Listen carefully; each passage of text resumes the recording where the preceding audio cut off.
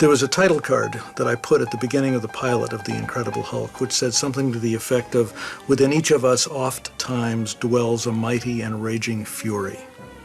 And I think that that's something that everyone has felt at one time or another, that sense of just wanting to explode.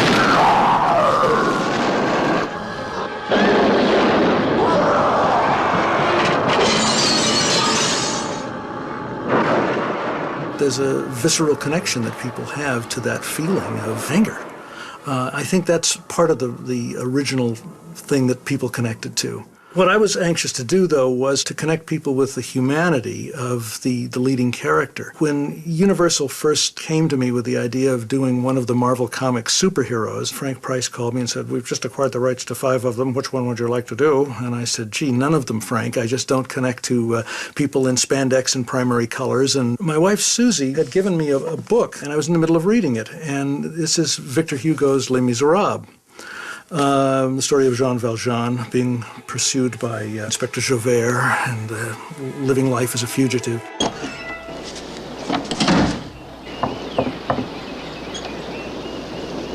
I'm Jack McGee from the National Register. I'm checking some stories that a huge hulking creature was seen in this area. So I had all of that sort of Victor Hugo story in my head, and I realized, well, there was a way to take a little bit of Victor Hugo, a little bit of Robert Louis Stevenson, and this ludicrous thing called The Incredible Hulk, and turn it into a serious psychological adult drama. I wanted it to not be comic booky in any way.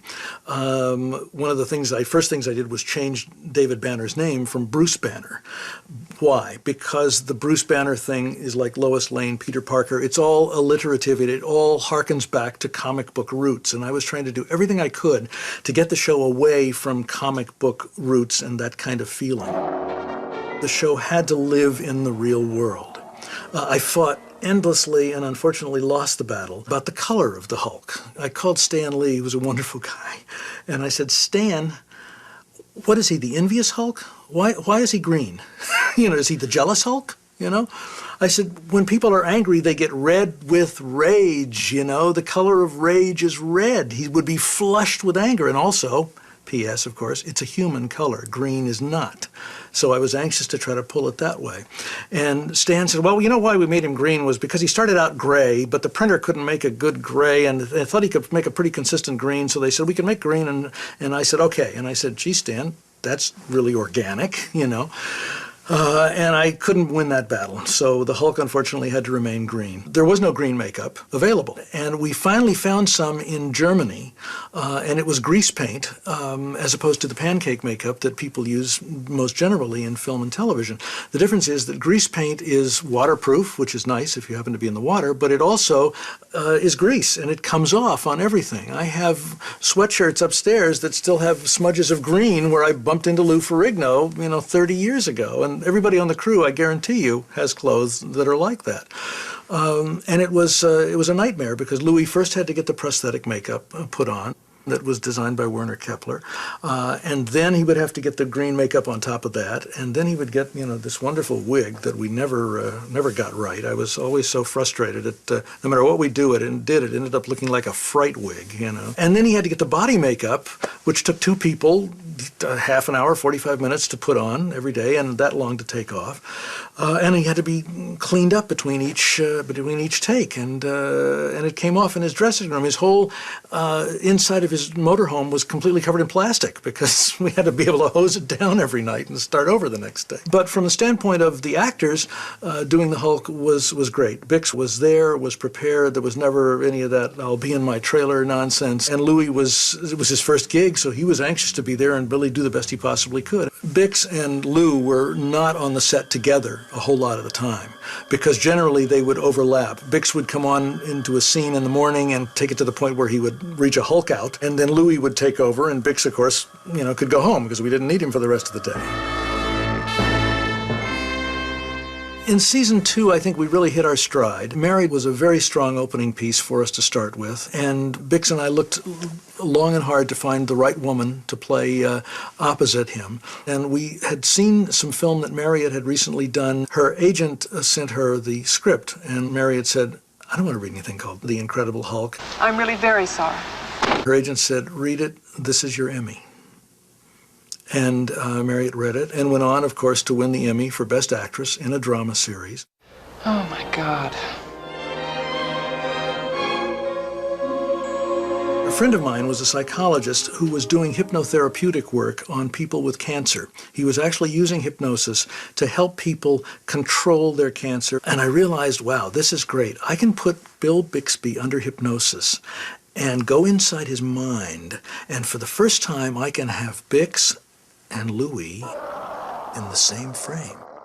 One of the challenges of shooting Married was I needed an internal landscape. I needed a place where they could meet together. And I sort of envisioned as I wrote it a surreal kind of desert landscape. There's not a lot of those around Southern California. I mean, I was thinking sand dunes.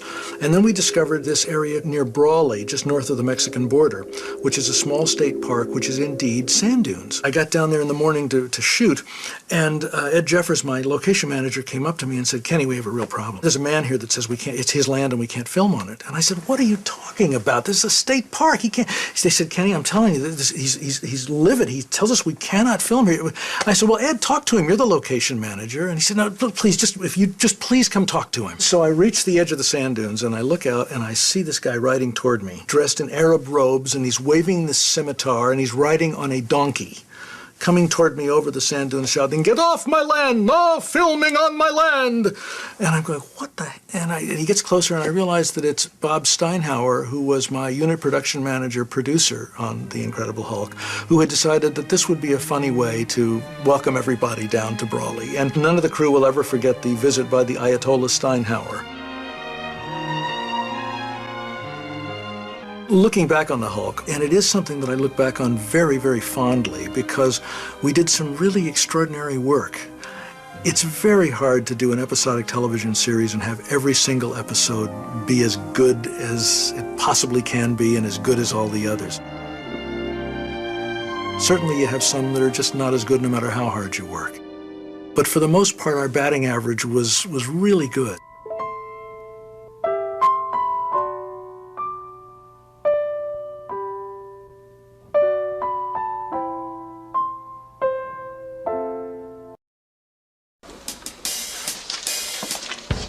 I don't know. Somehow, something about the whole thing just doesn't seem right. Mr. McGee, the man you're looking for, this Dr. Banner, is dead, right? Burned to death? As we ended season 2, we were rolling along very well in the ratings, and we knew pretty well that we were going to get a pickup for season 3, which we did.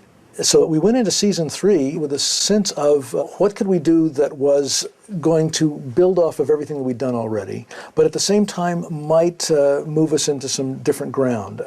You start doing things in the 3rd season like bringing in people from the past or trying to put David Banner into situations that were verboten in the first 2 seasons. You try to find new ways to peel the onion that was David Banner's life. There was always, because he was a mystery man, there was always something new to discover about him. So you try to plumb those kinds of ideas and see if you can keep the show relevant and vibrant. There were basically 2 kinds of Hulk episodes. One was the episode where Bix was on the way to try to find somebody who might cure him and got involved with people that he met on the road. I had made Dr. David Banner a doctor to begin with so that as a physician he would have entree into various people's lives. The other type of Hulk episode was where he was at a particular place where he was involved with someone who was trying to heal him in one way or another, where he investigated various possible cures for the condition that he had. What about the X-ray? We have to wait a few seconds till the serum starts working. We never thought of it as a comic book. The word was never mentioned. We were constrained by having him turn green twice an episode, but that was it. The show was about a man with a condition that was out of his control. We used the word duality a lot. The duality of a brilliant doctor scientist who has the worst kind of a monkey on his back. It's not drug addiction. It's not alcoholism. It was all about David's inner demon. We were the only show on the air at that time that was basically an anthology. Most shows in that period were franchise shows. They were cop shows, they were medical shows, they were lawyer shows. But we had the ability to take an everyman, a human being, and put him in any situation. Even if it was something as simple as putting out a fire, the people he met had these issues, had these problems. And that gave us such freedom as writers to really explore every aspect of not only human society, but the human psyche. So those kinds of things kept it interesting. I think it kept the show a surprise. Even if you didn't like it, it still allowed you not to know what to expect the next time you saw it. It's interesting because the whole raison d'etre for the series was trying to end the series. You know, that here was a man who was seeking to find a way to end the curse. We made it, David. Not quite. There was a funny thing that happened during season 3, and that was that this British fellow came over from England, where apparently he couldn't get much work, and convinced Universal to hire him to oversee production. He said he could save them millions and millions of dollars.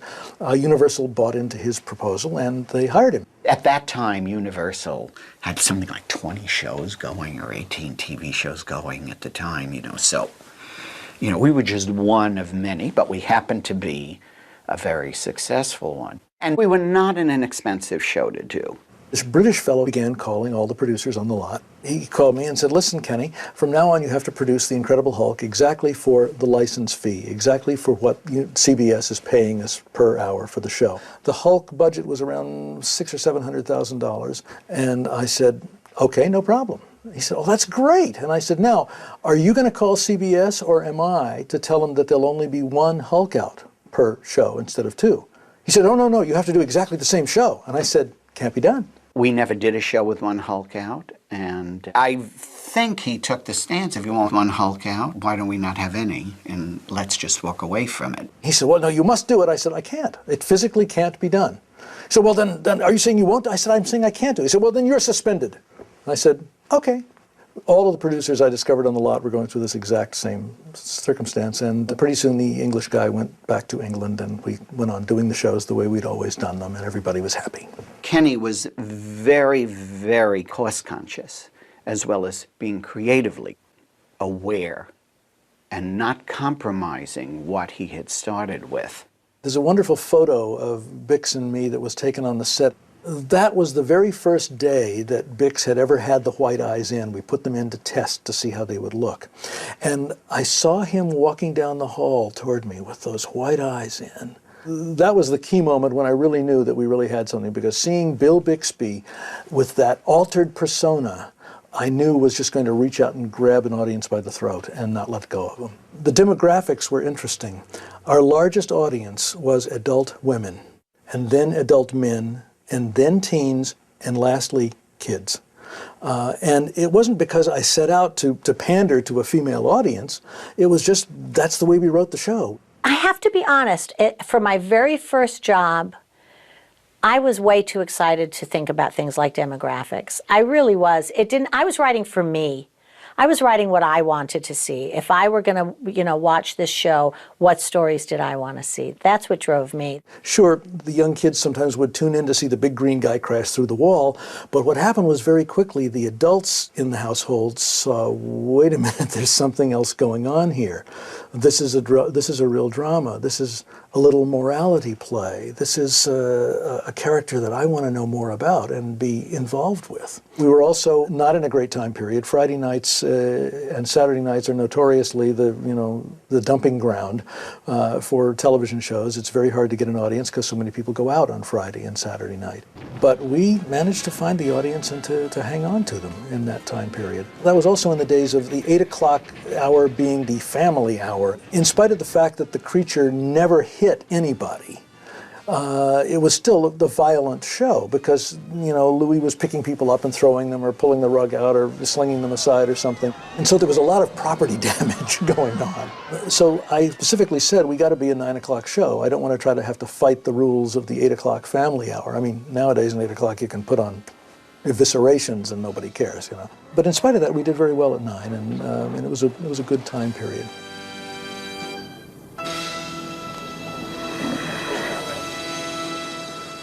Because of the nature of the show, which was David Banner moves from town to town, we didn't have a permanent set. A lot of the locations we had were, you know, in small towns, you know, forests or countryside. A lot of stuff at Vasquez Rocks, which is out in, I think, Santa Clarita, where it would look like scrub desert. We'd go to downtown LA, we'd shoot in alleys, we'd shoot in the back lot as well. We would constantly walk around the back lot at Universal trying to find sets that we could steal. Trying to find sets that somebody had just used for a movie or another show, where we could write a scene to fit into those sets. And my producer friend Jim Perriott, and later Nick Correa, and production designer Chuck Davis and I spent many, many hours scouring the stages in the back lot at Universal, just finding places we could write scenes into so that we wouldn't have to build them, because we didn't have a whole lot of money. What was the most fun was we used to have the trams go by. They would wave and Lou would wave back. That was always fun for them to see the Hulk. That was a kick. We stopped using the backlot because of the trams. The tour was getting very, very popular. Lou Wasserman would not stop the tourist tram. We would say it's costing us time, it's costing us money. He said, I don't care. I'll shut the whole place down and just make it a tourist lot, which is practically what he's done. I mean, the back lot at Universal is now one big amusement park. Guest stars were not that important as much as, yeah, if we could get a big name, fine, but it was like, who would be best for the role? And the person playing opposite Bill, you know, whoever it might be, male or female, you know, he was very into who was going to play opposite him. Jack Colvin had been a contract player at Universal, working under contract on a lot of the Universal shows, and when he was suggested to me, I said, that sounds like a great idea, let's do that. I don't think I even read anybody for it. He was an interesting guy. He was the ultimate professional. He would show up, he knew his lines, he knew what was expected of him, he didn't ask much. I took him for granted because I always knew he would know his lines, he would be there for wardrobe fittings, he would never be late. He was the consummate professional. I think he recognized that he had a really good job. I mean, he was the only regular on the show. Bixby was the lead and Lou is the Hulk and Jack, and he was delighted. We loved writing for him. He was a real actor. He loved that part. He really gave it life. After the show was over, he was very involved with his theater group. People loved him as a teacher, and he passed away a few years ago. He was quite beloved by the actors that he mentored. Lou was already cast when I came on the show, but I think he felt very grateful that he had this, you know, job, and then on top of it, to be recognized the way he was. It was an opportunity for Louis as an actor to do some different things. We began exploring the Hulk as a character who could have moments as he'd come out of the anger when he was just sort of this simple character that, that people could interact with in a whole different way. We also finally gave Lou a speaking role playing a bodybuilder on the beach in Santa Monica. Carl.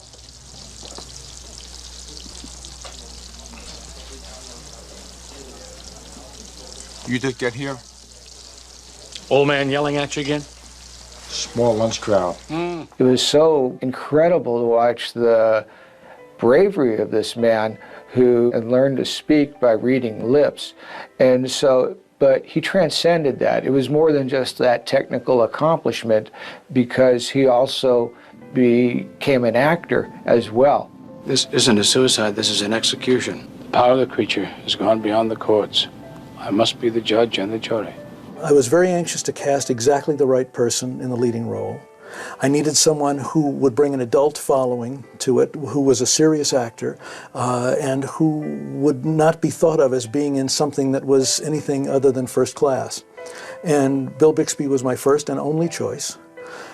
We sent him the script, his agent gave it to him. Bill said, "What, are you crazy? I'm not going to read anything called The Hulk." And his agent said, "Read it." And Bix read it and called me the next day and came over and said, "Is this what we're going to do?" I mean, Bill was always very intense, right in your face all the time. Oh. He knows his character better than a visiting director. But at the same time, the director has his vision. And Bill was always very receptive to that. you know? So the directors did not have the problem that sometimes they have on a show where the actor will say, it's my show. It wasn't that way with Bill Bixby. And I remember our very first meeting with him. We went into his motorhome to get his notes on a script that we'd written. And so we sat down and he said, you know, on Courtship, I used to send writers crying from the room. And we went, oh no, we're in for it. But he loved us. I really think he was very fond of both Jill and I. And there were times we wanted to kill each other, but it was a valiant fight. You couldn't BS the man. The show's running long, we can cut the scene. You're not cutting that scene. That scene tells the audience this about me, and it's going to stay. He wouldn't say it's not good. He never insulted us that way. But he would say, this could be better. This doesn't make sense. This doesn't track for my character. What am I feeling here? What am I supposed to, you know, what can you give me on the page that I can translate onto the screen? So he was very good that way. And sometimes we'd get annoyed and like, he's making us work harder. But he was right, ultimately. He kept that point of view. I wanted to hit him over the head at the moment, but he made a writer out of me. He really believed in the show, worked very, very hard, and purely from a production standpoint, made very little demands. He was an interesting man and very smart and almost too smart. It affected his life, you know, in so many ways that were troubling. And I had a great deal of compassion for the pain he lived in and for, you know, some of the tragedies that struck his life and trying to cope with them on a public stage. It's a very difficult thing. Bix had gone through a very, very difficult divorce from Brenda Benet. So there was a lot of angst going on, personal angst. They had had such antagonism toward each other during the divorce times. It was funny, you could see the Hulk coming out of Bix, this anger that he felt toward Brenda during the divorce was very much on his sleeve, and you could really feel it. Bill wanted to, it's okay if I say this, right, Bix? Wanted a show so his son could see that his mom and dad, even though they were going through a divorce, could get along. So he wanted us to write a show for Brenda Benet. And I came up with The Psychic, which was the first show that I wrote on my own, and was about a woman who could read minds and was thinking about suicide because a young boy had died that she couldn't save.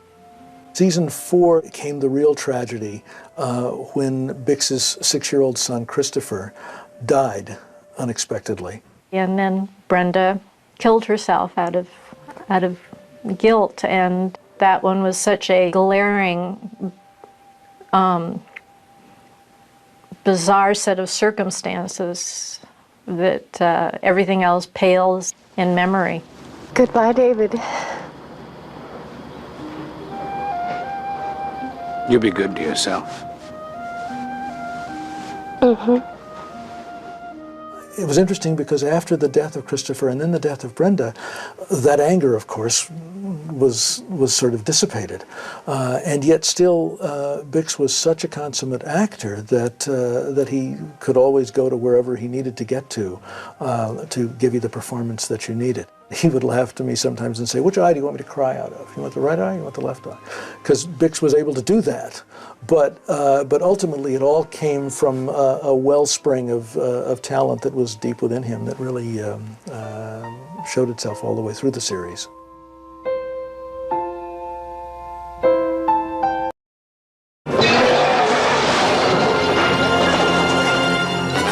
I was looking for somebody to play the Hulk.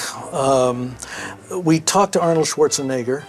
He was busy doing Conan at the time, and he suggested we talk to Louis Ferrigno. And I met with Louis, and he was a very sweet guy, had absolutely no acting experience at all. You know, and I was concerned about being able to make that happen. So I sort of kept Lou in my hip pocket, but I decided to try to go with Richard Kiel, who later on would play Jaws in the James Bond movie.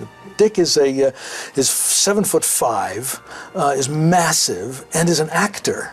And we actually filmed a week with Dick, but as we sat in the dailies, more and more it just became apparent that this was not the right image for the Hulk. It was someone who had the height, but not the bulk and not the presence. Tall and thin just didn't cut it. And lumbering. It was just too much like, the Abominable Snowman. My daughter, who was about 7 at the time or so, Kenny asked if I'd bring her to the rushes, the dailies. And he showed film of Lou as the Hulk and someone else.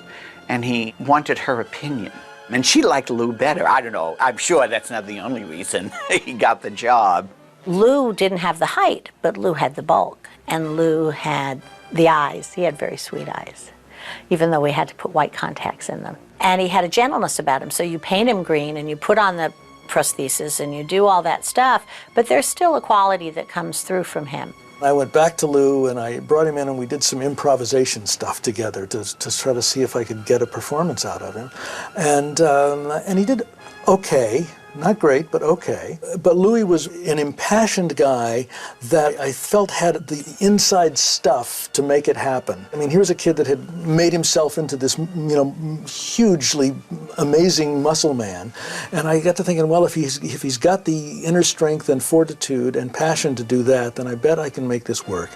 And there are some scenes in the Hulk that still choke me up. And Lou did a really, really wonderful job and got better and better as the show went on. I don't think at the time I appreciated what a tough gig it was for Lou. That must have been really hard, to come out, with the ripped jeans and with the crazy wig. I wouldn't want to be painted in that green makeup every time he came. I mean, it was a chore. The contacts, I think, were difficult for both of them. I mean, he had to wear his for much longer. Bixby could wear his for a shot and take him out. In those days, contact lenses were technologically primitive and really tough to wear, and they had the color to them. Lou, for some reason, either it didn't bother him that much or he suffered in silence. When he was walking around being Lou, people would talk to him. When he was made up as the Hulk, they wouldn't talk to him. He didn't seem human in a way. So that bothered him because he spent the entire day in makeup and he felt invisible in a lot of ways, felt that, he was treated as though he couldn't understand and he couldn't communicate. And it wasn't intentional, but I don't think he was wrong. I don't think he was wrong to feel that way. I think there was a sense of, how can you communicate with him? He's green and he's huge. We went down to the desert in Brawley, but it was August in the desert. And it was a fascinating experience for all of us. It was 120 degrees. The sand temperature was 160 degrees. And because of the heat, Lou's makeup kept separating. Instead of being green, he'd be blue and yellow. It was in streaks. He was like this little rainbow of blue and yellow. And what the makeup people would have to do is just before we would shoot each take, they'd have to run in and rub him down real quick to smear the blue and the yellow back together. And that would make green just long enough for us to take the shot. Lou had expressed, at least to me, that he really wanted to try acting. Not just be an action type actor. Lou began to get the bug of he wanted to do a speaking role. The challenge with Lou was that he was mostly deaf. I mean, he was hard of hearing, but it was beyond hard of hearing. It was a condition from childhood. It was obvious that the way to best serve him so that he could come off as good as possible was to make the role as close to his own life. I wrote King of the Beach, and it was very, very satisfying for me because I knew that I was touching something important to him. He came into me after he'd read the script, and he was in tears, and he said, "It's like you're inside my head." There was a scene in a locker room where he talks to David Banner. If I go through with the competition, South Diamond will own me. But only as a professional bodybuilder.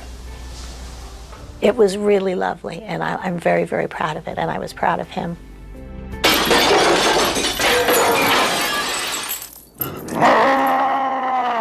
When I was doing The Bionic Woman, I did a show called Return of Bigfoot, and I found Ted Cassidy, who was a wonderful actor, and I went to Ted and I said, would you do the voice for me of the Incredible Hulk?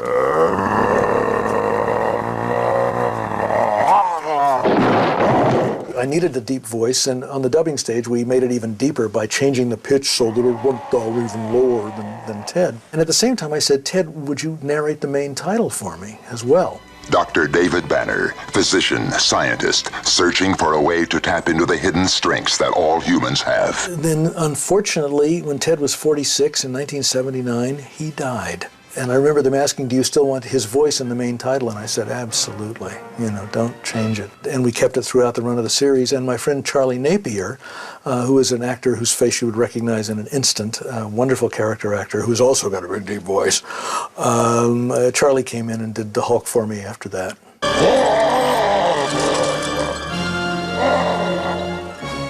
I know my daughter, as a child watcher, she couldn't wait to see the Hulk out. I mean, every week, that's what she wanted to see. And she always wanted to know. She would get so involved in it, why didn't the underpants rip? The metamorphoses that we had to do from Bix to Lou were frustrating. Frustrating because in those days we didn't have the computer morphing technology that we have now. Every week it was like, okay, how is he? We got to figure out 2 Hulk outs every week for 22 episodes. Sometimes I got a little silly trying to, come up with the Hulk outs to make them work. And also, they had to be clever, they had to be creative, they had to be story relevant. There was a list in everybody's office of possible Hulk outs, and I remember that became an obsession, is thinking of Hulk outs that would fit in stories. And sometimes you would get an idea for a Hulk out and build, then build the characters around that. I once came up with an idea out of desperation. We'll put Bill Bixby on skis, and he's skiing down a slope, and he's going to hit a tree, and he hulks out. Well, it's before computer graphics and whatever, and it's like, I don't know how we shoot it, but it's an idea. Obviously, it was never done. The transitions into the Hulk, of course, began with the white eyes. And I came up with that trigger effect because I wanted to be able to have a place where the audience knew they were at a point of no return. Once the audience saw the white eyes, we knew there was no going back to Dr. David Banner. The Hulk was about to come out the other side.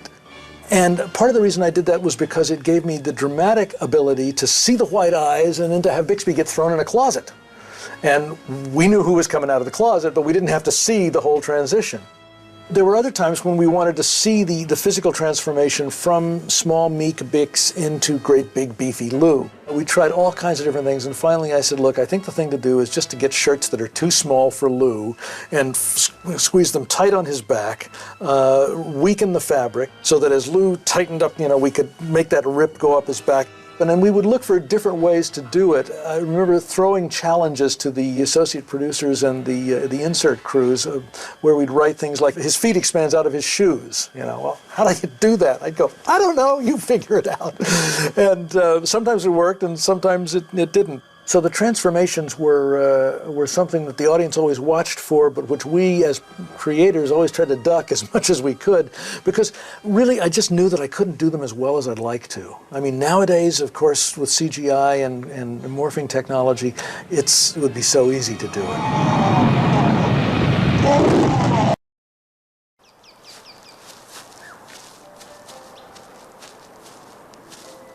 I was very lucky to have a wonderful writing staff working with me. Jim Perriott was my producer on the first season of The Hulk, and then Nick Correa and Jim Hirsch after that. And then 2 ladies who wrote their very first script for anybody on The Hulk, Karen Harris and Jill Sherman. I was working as an associate producer in public television and on a PA and freelancing, and also typing scripts for $5 an hour in between my freelance assignments to pay the rent. Jill was working as a journalist. She also reviewed movies. Karen knew someone at Universal, and we got an interview with Ken Johnson as they were looking for new blood, and we were green new blood, and Ken was nice enough to give us a shot. So we wrote The Beast Within as our very first paid-for script. It was our entree to writing. It was the door that opened. It was a wonderful opportunity to see a writer grow and help the show grow and bring new ideas to us. That's the thing we're always looking for in episodic. What can we do that's new? You're always looking for a spark of an idea that you can take and run with as far as the show's concerned. It was my first mainstream job. I had spent my early 20s playing piano in bars at night and tarring roofs and raising babies, and I had a couple of scripts optioned by majors and not made, and my agent, he had given one of those option scripts to the producers of The Hulk, specifically Nick Correa, who was just a wonderful writer and a wonderful human being. He was my champion, and he went to Kenny, and Kenny read me as well, and Kenny told Nick, go ahead. And from there, I was thrust into the joys and rigors and fun and camaraderie of everyday production. Bob Steinhauer had been my second assistant director on The Bionic Woman. I moved him to unit production manager on The Hulk, and then to producer, and then ultimately to supervising producer. Kenny got a crew together, and it didn't happen overnight, of people who thought differently, who felt things differently, who visually saw things differently. But yet, we somehow all kind of bonded together in this one thing. And the majority of us stayed with the show the entire time. When you have a crew that's in sync with each other, knows each other's strengths and weaknesses, and are all pulling towards a common goal, then they will get things done. And that's what that crew was. And it was a crew that genuinely liked each other.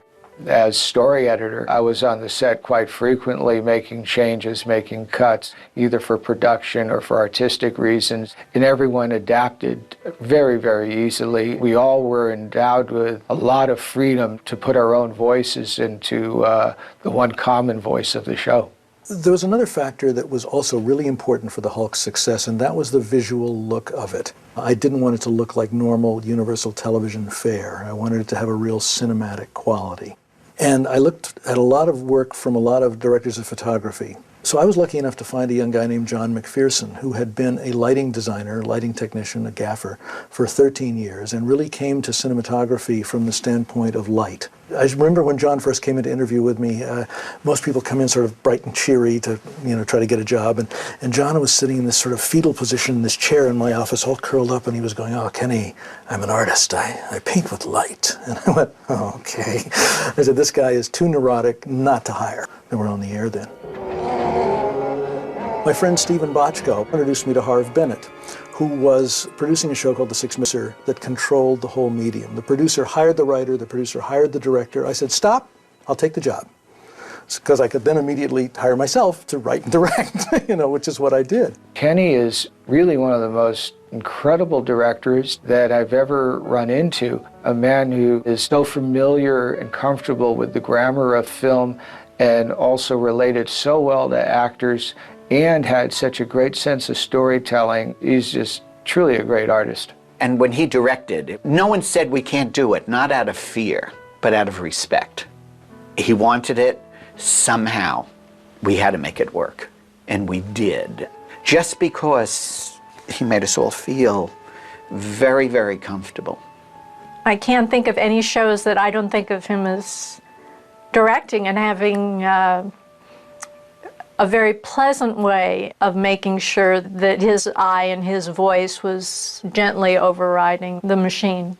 Universal had released my pilot of The Incredible Hulk overseas as a theatrical motion picture. And I got a call from them one day saying, "Congratulations, you have the top grossing motion picture in Europe." I said, "What are you talking about?" And they said, "All over Europe, The Incredible Hulk is the #1 movie in the box office." And so a year later, they released Married as the bride of The Incredible Hulk, not my title, and it did very, very well also. The Hulk around the world has been a phenomenal success. I get emails from people literally everywhere who write in about how they've been touched by it. I do remember that Nick Correa was in line at a restaurant and the reservations were backed up. And We had just started, and someone was in the line saying, if they don't call my name soon, I'm going to Hulk out. And he said, we're going to be a hit. It had become part of the lexicon at that time. So it must have been relatable, because people are still saying that. I say it occasionally. I think it has to do, I know it's going to sound corny, but with the humanity of the show. And the problems that were addressed in the 80s on that show were problems that were universal. And they're still problematic today in many people's lives. Ken Johnson had a philosophy from day one that we should always never speak down to the audience, never write down to the audience, never think that you're writing a comic book. Write drama, write real stories, write real people. And that was the basis for the show, and those were our marching orders. The music in the Hulk, they were a cue for the audience. The audience could anticipate when a Hulk out was going to happen, when we were going to turn away from the action and go into plot, story, character. The music kind of got the audience ready for what was coming.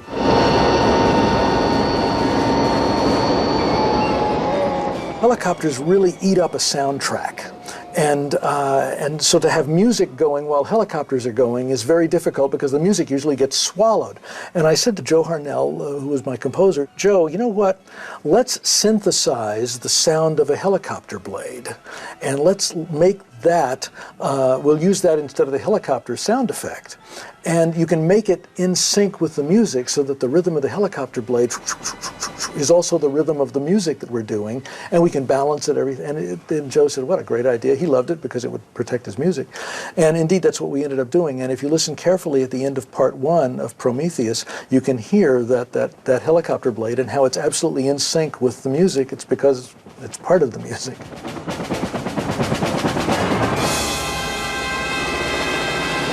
In those days, most every Universal show ended with a big, rousing, orchestral conclusion.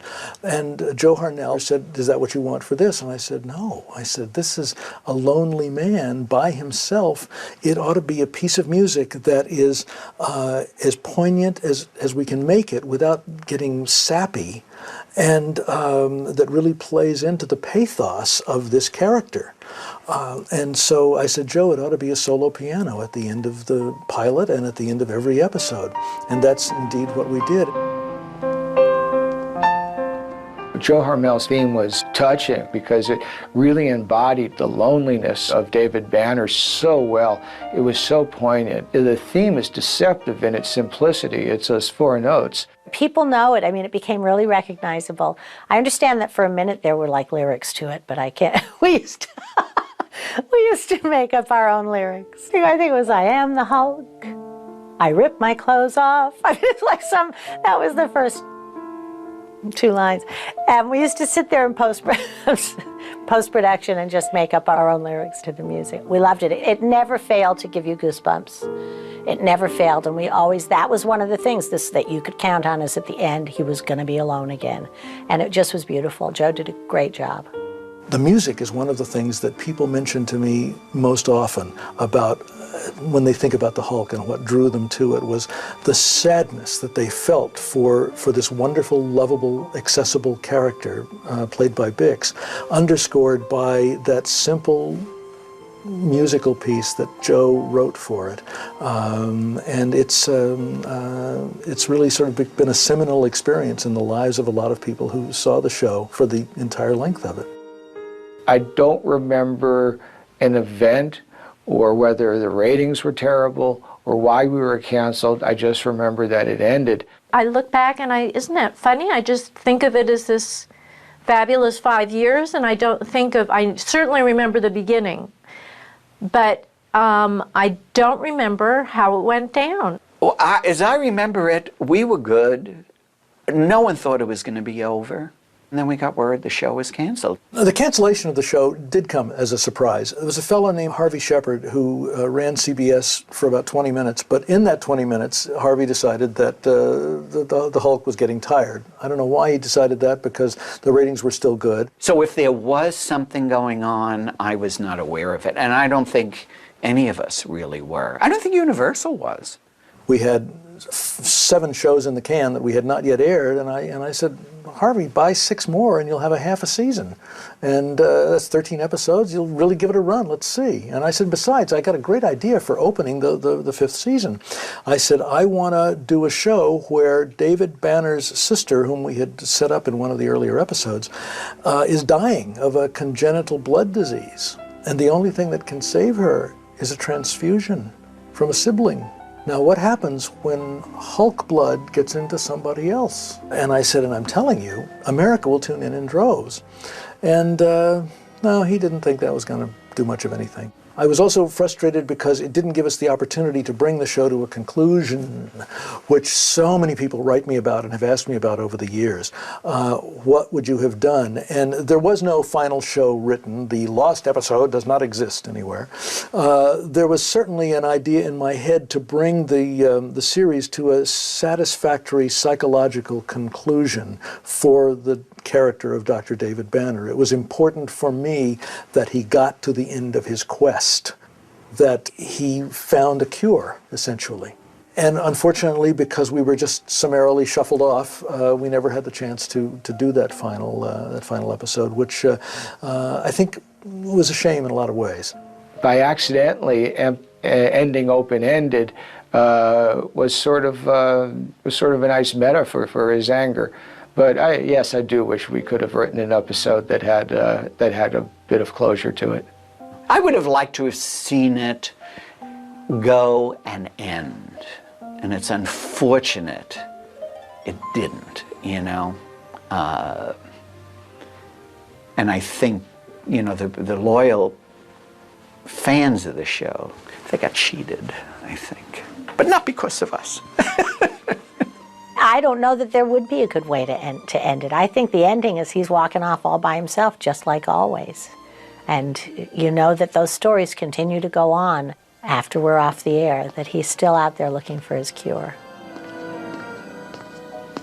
After the Hulk ended, I would read in the trades many times, it seemed for 20 years, that there was always a mention of a Hulk movie. And the great director Ang Lee finally directed it. I know that Gale Ann Hurd had been trying to get the movie made for about a dozen years. There had been about 10 or 11 different writers on it. One of them called me after the movie opened and said, I just wanted you to know that in all the screenings that I have been in, after all the writers that have worked on this show, the only line that gets a rise out of the audience is, "No le gustaría verme enojado." So I was flattered. I'm stunned in the turnaround of Hollywood now that they are.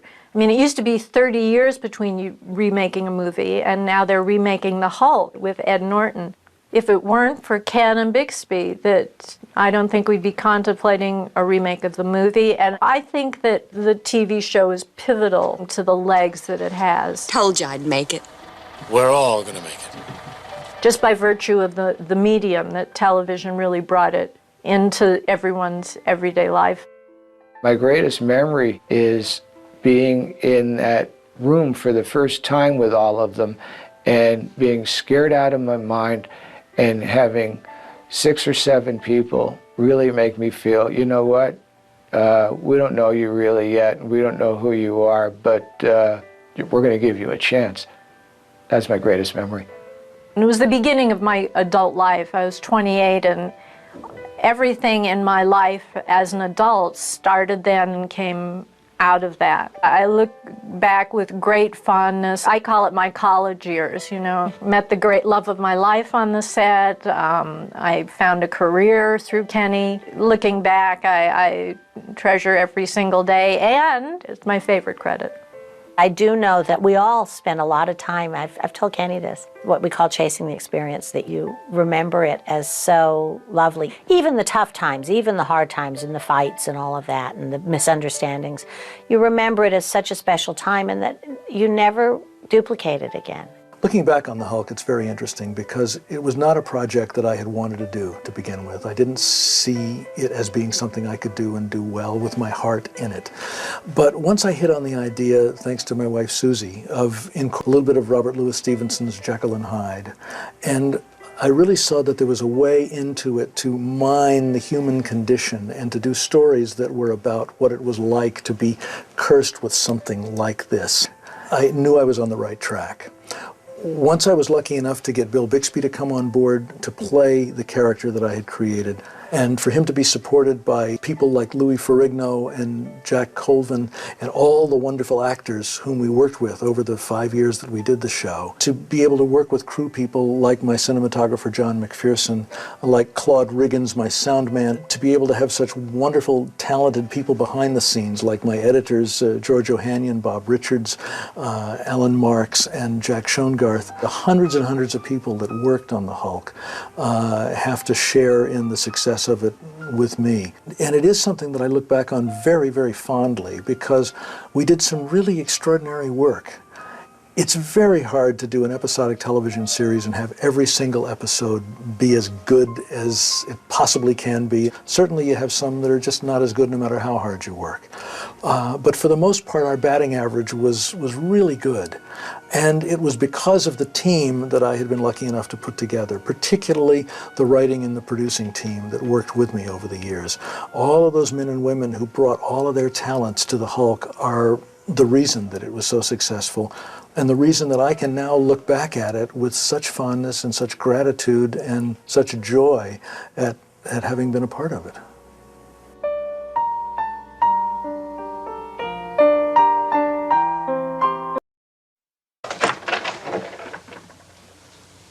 My God.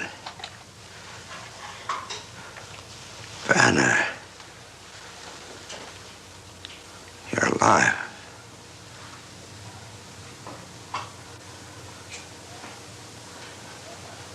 You can call me David. I got a problem with it. My God. We can't. No. Mark! If you just help me, if you just tell me, if... Do you know what you're doing? Yes, I do, believe me. Well, you're not going to kill yourself in my laboratory. Well, you're being pretty shitty about it, aren't you? Sit down, sit down. You fool around? Yep, it's the only way to be, believe me. I'm so glad you called. Oh, everything's wonderful. Mom's living with me now, and I'm working hard and taking classes, and... Is that all you do? That's all I do. How are you doing, David? I'm all right. You fool around? Only on the weekends. How about your mother? Does she fool around Monday through Friday? Only Tuesday from 2 to 4. Okay, it's going to be very difficult. I guess I'll have to get the maid in the off days, huh? Yes, well, Juanita doesn't mind. Anytime. Juanita, oh, I like that. She does prefer the closet. She is a closet case, yes. Juanita? Yes, it's true. I'd heard that.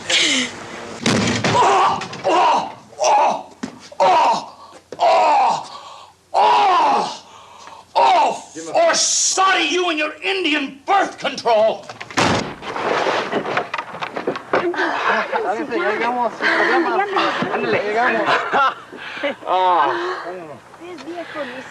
Shit, am I glad this is over. Oh, you're doing sound.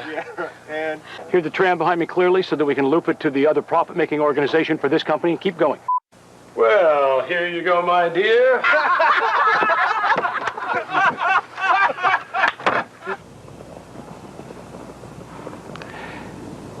With a radical, technical, God, plane bound.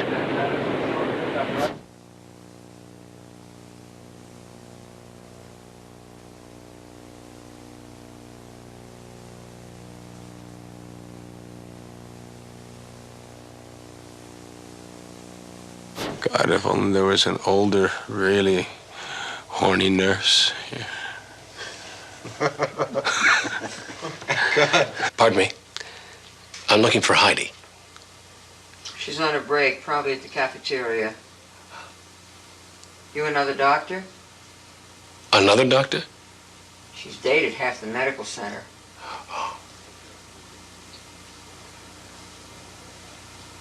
Then she must be a great piece. I don't know what the hell my line is. Stop it. Jack is a good man. He's also an egg beater, and that makes him very dangerous. Action! Roll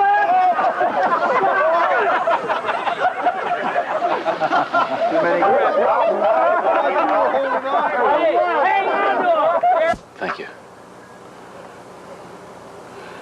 You're missing. It's dribbling down your leg now. That's great. That's great. I have to ask you a question. Let me see your other one. When it crashed through the door, your left arm got... It's half healed. I know. It's one of the characteristics of a metamorphosis, of my metamorphoses. I've seen other metamorphoses. Saw a guy turn into a banana once.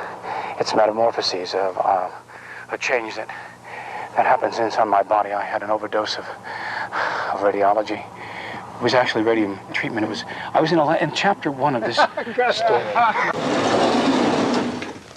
I'm sorry, I didn't mean to I didn't mean to interrupt. I mean, I didn't. I have a problem, doctor. Didn't you get any sleep at all last night? Oh, no. In the Banner tradition, if you can't screw it, piss on it. If you'd just tell me where he lives, we could save Dr. Renee. No, man, not me. I think you know. What? Pardon me? I can't say. I think you know. If you'd help, if he laughs again, if you'd help me, you wouldn't have to fear the Babalao anymore. You know, he's the guy, you can't, he's got claws and screw you. I don't think that's what Whitley, do you understand what I'm saying so far?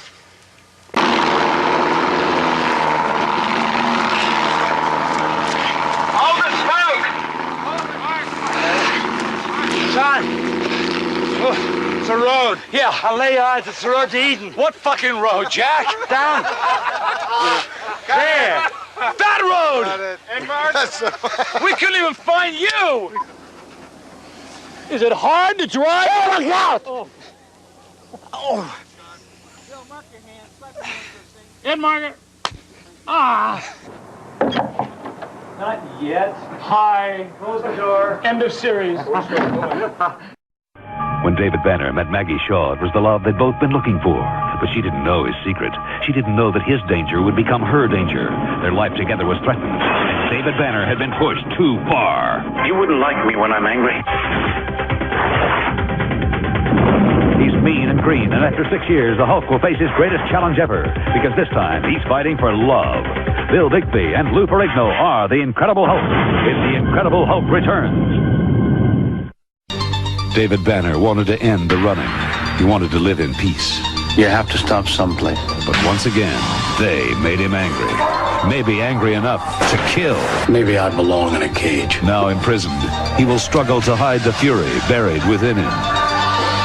But he will not succeed. I can't stand trial. You have no choice. Because now, David Banner faces his greatest trial. The trial of the Incredible Hulk. For 12 years, Put your hands behind your head. I battled the beast within me. I want to destroy it and be human again. At last, my fight for freedom is over. But if he destroys the Incredible Hulk, will he also destroy David Banner? There is a chance I can rid you of this thing. And now, NBC presents a world premiere event. Please, no! The end of a superhero legend. The death of the Incredible Hulk.